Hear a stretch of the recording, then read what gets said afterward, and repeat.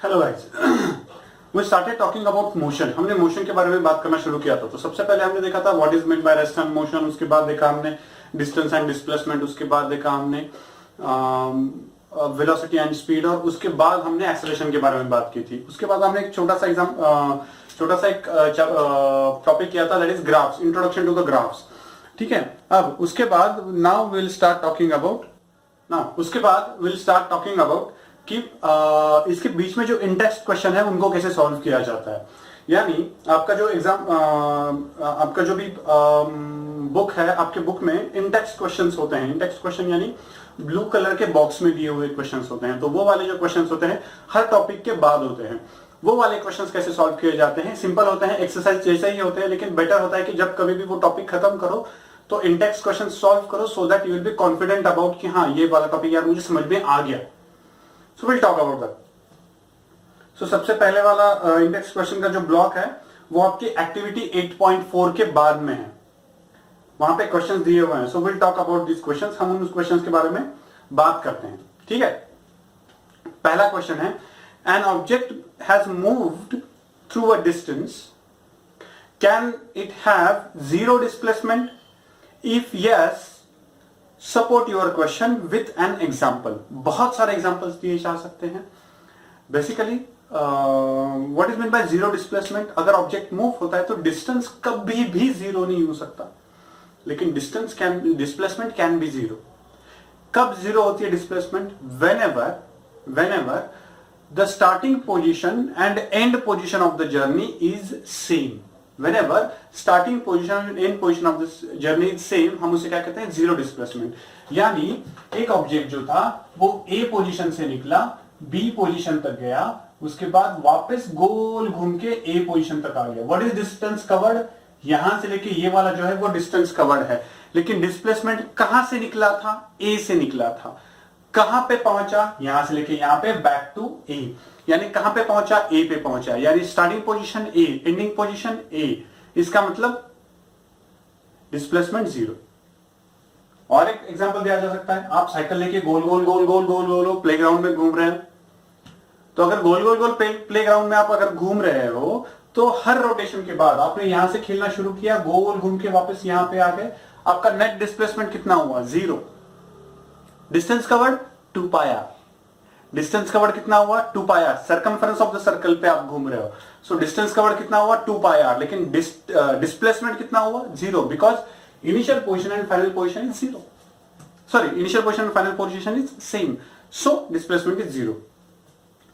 दूसरा क्वेश्चन है उसमें, a farmer moves along the boundary of a square field of side 10 meter in 40 seconds. Of 10 meter in 40 seconds. What will be the magnitude of displacement of the farmer at the end of 2 minutes 20 seconds from his initial position? उसकी initial position से, यानी suppose उसकी initial position ये है, square field पर वो ऐसे गोल घूम के जा रहा है। अगर ये 10 है तो ये भी 10 है, ये भी 10 है, ये भी 10 है। ठीक है, अब वो स्क्वायर फील्ड की बाउंड्री से 40 सेकंड में वो ये पूरी बाउंड्री कवर करता है, यानी 40 सेकंड में गोल घूम के वापस यहां पे आ जाता है। ठीक है ना, 40 सेकंड्स में वो गोल घूम के यहां पे आ जाता है। ठीक है ना, यानी A से निकला, B पे गया, C पे गया, D पे गया, वापस A पे आया। कितने सेकंड्स में? 40 सेकंड्स में। अब आपको बोला है कि 2 मिनट 20 सेकंड्स में वो कहां पे होगा। हम कंसीडर करके चलते हैं कि farmer is moving with uniform velocity, उसकी वेलोसिटी में चेंज नहीं हो रहा है। इसका मतलब टोटल कवर करने में उसको अगर 40 सेकंड्स लगते हैं तो यहां पे आने उसको 10 सेकंड्स, यहां पे आने के लिए 10 सेकंड्स, यहां से लेके यहां पे आने के लिए 10 सेकंड्स, यहां से लेके यहां पे आने के लिए 10 सेकंड्स, और यहां से लेके यहां पे आने के लिए 10 सेकंड्स, टोटल 40 सेकंड्स। ठीक है, चलेगा। सो पहला जो हमें पूछा है कि 2 मिनट 20 सेकंड्स में उसकी डिस्प्लेसमेंट क्या होगी। 2 मिनट्स 20 सेकंड्स में उसकी डिस्प्लेसमेंट क्या होगी। तो सबसे पहले डिस्प्लेसमेंट फाइंड आउट करने के लिए मुझे उसकी एंड पोजीशन लगेगी सबसे पहले।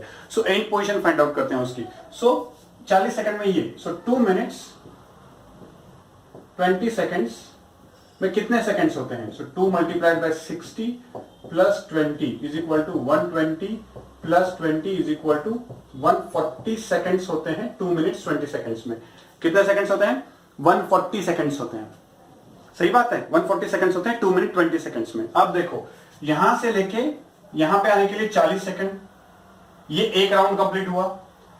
यहां से लेके वापस यहां पे आने के लिए 2 राउंड कंप्लीट हुए। एक राउंड कंप्लीट करने के लिए 40 सेकंड, 2 राउंड कंप्लीट करने के लिए 2 राउंड कंप्लीट करने के लिए और 40 सेकंड यानी टोटल 80 सेकंड्स। 3 राउंड कंप्लीट करने के लिए और 40 सेकंड्स यानी 120 सेकंड्स। 120 सेकंड्स के बाद वो यहां पे है। 3 राउंड कंप्लीट करके कहां पे है वो? यहां पे है। 3 राउंड कंप्लीट करके यहां पे है। उसके बाद 140 सेकंड में से 120 सेकंड्स खत्म हो गए। अब कितने रहे? सिर्फ 20 सेकंड्स। सो 20 सेकंड्स तो यहां पे आ गया 10 सेकंड में, उसके बाद यहां पे आ गया 10 सेकंड में। इसका मतलब 2 मिनट 20 सेकंड्स में वो यहां पे होगा। 2 मिनट 20 सेकंड्स में यहां पे होगा। तो उसका डिस्प्लेसमेंट कितना होगा? सिर्फ इतना। और ये डिस्प्लेसमेंट कितना होगा? पाइथागोरस मुझे पता है, अगर ये वैल्यू x पकड़ लूं तो x will be equal to square root of 10 square plus 10 square, क्योंकि ये 10 है, ये 10 है, तो ऑब्वियसली ये हाइपोटेनस होगा। ये कितना होगा? 10 स्क्वायर प्लस 10 स्क्वायर, जो भी वैल्यू आएगी उसकी। Getting the point? सो ऐसे फाइंड आउट किया जाता है। 40 सेकंड में एक राउंड, अगेन 40 सेकंड में एक राउंड, अगेन 40 सेकंड में एक राउंड। 120 सेकंड्स खत्म हो गए, अब रह गए सिर्फ 20 सेकंड्स। ठीक है ना? पहले 3 राउंड में यानी 40 सेकंड बाद उसका डिस्प्लेसमेंट कितना है? 0। 80 सेकंड्स बाद उसके डिस्प्लेसमेंट कितना है? 0। उसके बाद 120 सेकंड्स बाद उसका डिस्प्लेसमेंट कितना है? 0। उसके बाद वो यहां पे आ जाता है नेक्स्ट 20 सेकंड्स में, यानी effective displacement, initial position and final position में डिस्टेंस कितना है? इतना। तो वही मेरा फाइनल डिस्प्लेसमेंट होगा। तो वही फाइनल डिस्प्लेसमेंट है, तो कितना मिलेगा मुझे? Root 10 square plus 10 square. उसका जो भी आंसर आएगा आप देख लो। I am not going into the calculations में नहीं जाऊंगा मैं। ठीक है, next, which of the following is true for displacement? It cannot be 0। Displacement cannot be 0। अभी तो देखा हमने डिस्प्लेसमेंट कैन बी 0 कब हो सकती है?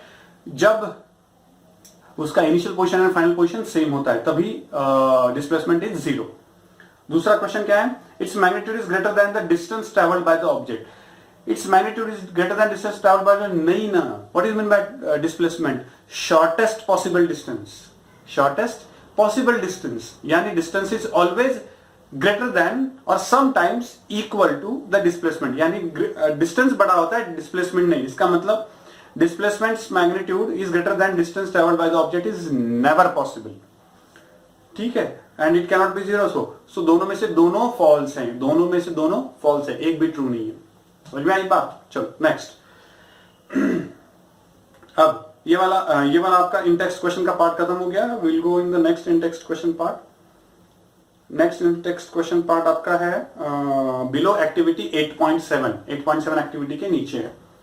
सो will talk about it. Distinguish between speed and velocity. What is mean by speed? Speed means total distance travel divided by total time required. What is mean by velocity? Total displacement divided by total time required. Speed is a scalar quantity, velocity is a vector quantity. Speed can never be 0. Velocity can be 0 because displacement can be 0. Distance कभी 0 नहीं हो सकता, displacement 0 हो सकती है। So velocity is equal to displacement upon time अगर है तो displacement 0 इसका मतलब velocity 0 है। So velocity can be 0, speed can never be 0 for a moving object. अगर ऑब्जेक्ट मूव ही नहीं हो रहा तो स्पीड और वेलोसिटी दोनों 0 हो सकते हैं, लेकिन अगर ऑब्जेक्ट मूव हो रहा है, ठीक है ना, उसने अपनी इनिशियल पोजीशन छोड़ी, तो speed can be 0। Sorry, speed can not be 0, velocity can be 0। ठीक है? उसके बाद स्पीड एंड वेलोसिटी में speed can be equal to magnitude of velocity और greater than magnitude of velocity. ठीक है? Magnitude of velocity mean displacement upon time. यहां पे हमें पता है कि अगर distance can be greater than और इक्वल टू डिस्प्लेसमेंट, अगर ये कहता हूं मैं, तो दोनों साइड को अगर मैं टाइम से डिवाइड करता हूं तो मुझे क्या मिलेगा? Distance upon time speed. So speed is greater than और equal to displacement upon time velocity. So these are the distinguishing factors between the speed and velocity. उसके बाद under what conditions the magnitude of average velocity of an object is equal to its average speed?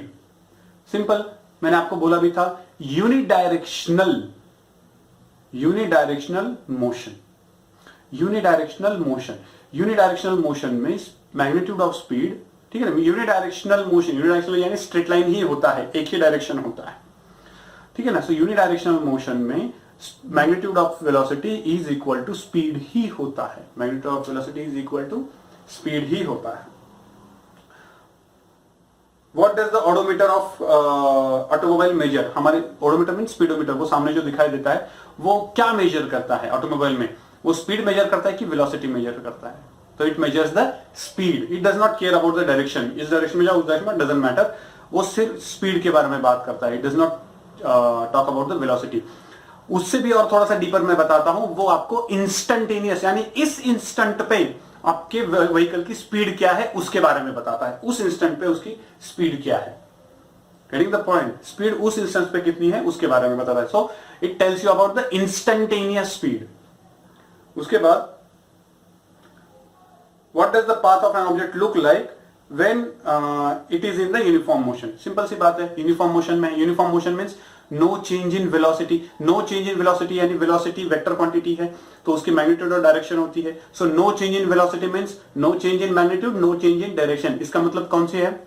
Straight line uniform motion होती है। Uniform motion is always in the straight line, straight line में होती है, that too with the constant velocity. So straight line constant velocity और constant speed के साथ जो भी मोशन होती है उसे हम क्या कहते हैं? Uniform motion. खत्म, ठीक है।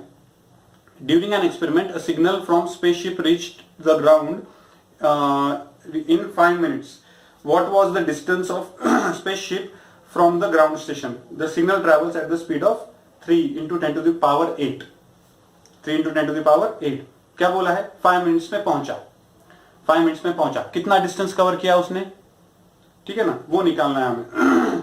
सो डिस्टेंस अगर निकालना है, so during the experiment signal from the spaceship reach to the ground in 5 minutes, 5 minute में। यानी सपोज ये अर्थ है, ये अर्थ पे आपका ग्राउंड स्टेशन है, ये ग्राउंड स्टेशन है, और यहाँ पे स्पेसशिप है, ठीक है ना, और ये उसका एंटीना है। तो यहां से लेके यहाँ पे उसने डिस्टेंस कवर किया। कितने टाइम में किया? 5 मिनट्स में किया, ठीक है। और स्पीड कितना बोला है? v। स्पीड कितना बोला है? Speed is equal to 3 into 10 to the power 8 metre पर सेकंड। डिस्टेंस पूछा है, सिंपल सी बात है। मुझे पता है कि speed is equal to distance upon time। अगर distance upon time है, so distance is equal to speed multiplied by time। अब टाइम 5 मिनट्स दिया हुआ है और यहाँ पे स्पीड दी है मीटर पर सेकेंड्स में, तो सेकंड में सब कुछ कन्वर्ट करना पड़ेगा। याद रखना, सब कुछ सेम में कन्वर्ट करना पड़ता है।